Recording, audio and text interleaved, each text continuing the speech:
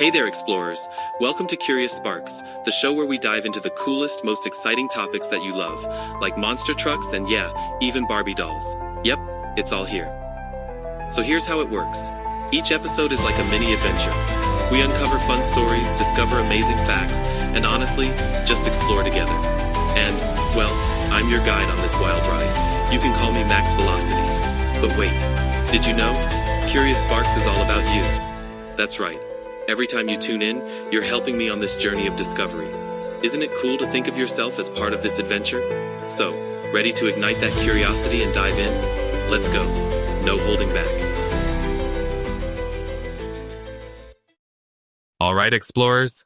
So today, I want to dive into something that quite literally makes cars and trucks go vroom. Engines. I mean, if you think about it, they're kind of like the heart of a vehicle, pumping out energy to make everything move. But how exactly do they work? What's the secret sauce? Okay, let's start with the basics. Most car engines, especially the ones that run on gas, rely on three key things: fuel, a spark, and motion. You've got the fuel, right? That's like the car's food, providing the energy it needs. Then there's the spark, which lights the whole process up, literally. Once that spark ignites the fuel, it creates these tiny explosions inside the engine.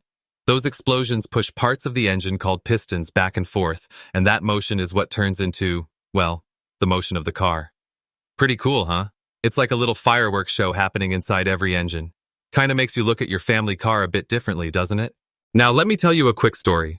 Back when I was just a kid hanging around the Inventing Community Workshop, I got the chance to build my very first go-kart. I remember getting so excited when I figured out how the engine worked. I mean, I had to tinker and untangle wires. It wasn't perfect, but whoa. The moment that engine roared to life, it was like, yes, this is the coolest thing ever. And history buffs, did you know engines like these weren't always this common? Back in the late 1800s, there was this guy named Carl Benz who built the motor wagon. It was one of the first cars, and it kind of changed everything. And then later, Henry Ford made the Model T, which made cars affordable for like regular families. Massive game changers. So, when you think about it, today every engine we rely on has a bit of history and a lot of ingenuity powering it. Okay, explorers, now that we know engines are the heart of a vehicle, let's talk about the rest of the system. I mean, it's not like a car would do much with just an engine. What else keeps things running smooth and, not all bumpy and chaotic? First up, transmissions. I like to think of them as like translators. They take all that energy from the engine and kind of translate it into the actual motion of the wheels.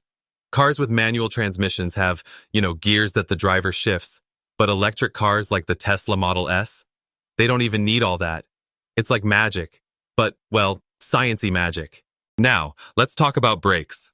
Ever wonder why trucks, the really, really massive ones, have these huge, almost ridiculous brakes? It's because the bigger and heavier a vehicle is, the harder it is to stop. Makes sense, right? Those extra big brakes help control all that weight safely.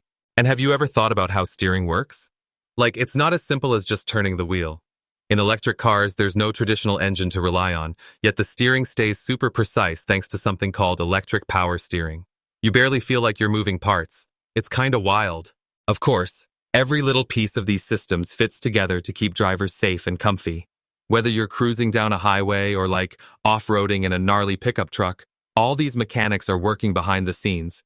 You probably don't even think about them until something goes wrong. Like, what is that rattling noise? Yeah, we've all been there.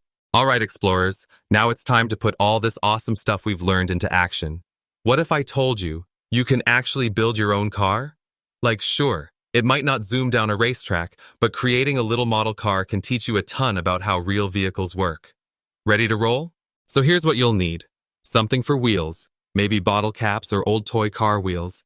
And then, something sturdy for the body, like cardboard or even popsicle sticks. Oh, and rubber bands can be your secret ingredient for motion.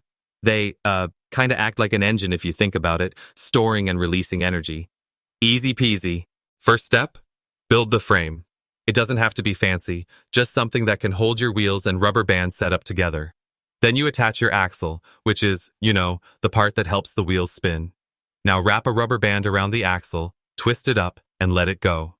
Suddenly, whoosh, you've got movement. But here's the cool part.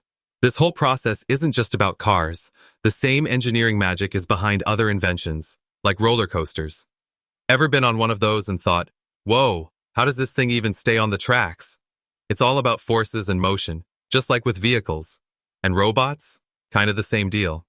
Designing something that moves, whether it's a car or a robot, is all about problem solving and creativity. Oh, speaking of creativity, let me tell you about CJ Walker, one of the most inventive kids to come through our workshop here in Inventon. CJ salvaged some old bike parts and built, get this, a solar-powered scooter, like from scratch. They used recycled materials and figured out how to wire up a little solar panel to power the motor. It was honestly so clever, and, honestly, it's proof that invention doesn't need fancy tools, just big ideas and determination. Alright, so I hope this inspires you to start tinkering, exploring, and maybe even building something amazing yourself.